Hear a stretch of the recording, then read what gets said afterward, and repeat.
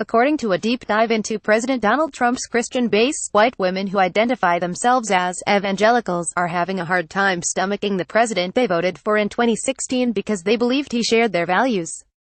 Responding to inquiries from the New York Times, the demographic that went solidly for Trump are having a form of buyer's remorse, loving what Trump stands for, while loathing how he has conducted himself in the White House.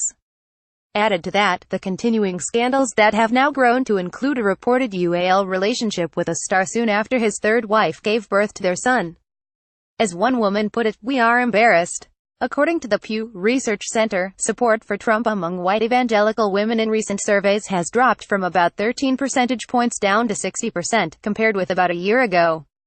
That downward spiral is appreciably larger than the 8-point Trump approval drop among all women.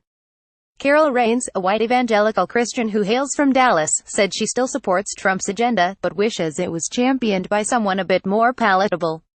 "I would like for someone to challenge him, but it needs to be somebody that's strong enough to go against the Democrats," Raines explained as one of her friends, Linda Lenhart, added, "I will definitely take a look to see who has the courage to take on a job like this and do what needs to be done."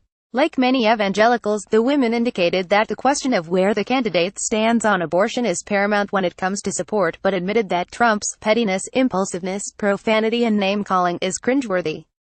"Certainly we are all embarrassed, but for the most part he represents what we stand for," explained Lenhart.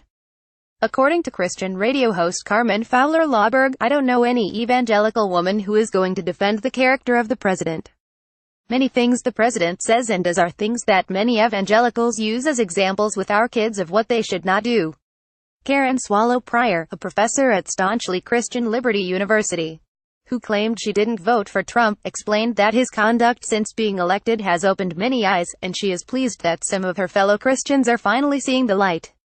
"Now that Trump is in office and we are evaluating his performance, then, I am glad to see that people are less in lockstep and thinking critically about him as a leader, and it doesn't surprise me that his overall support would decline from 80%, she explained.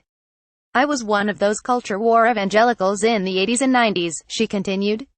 "I was appalled by the candidacy and presidency of Bill Clinton. It was hammered into my mind that character mattered, and that did change when Trump came along.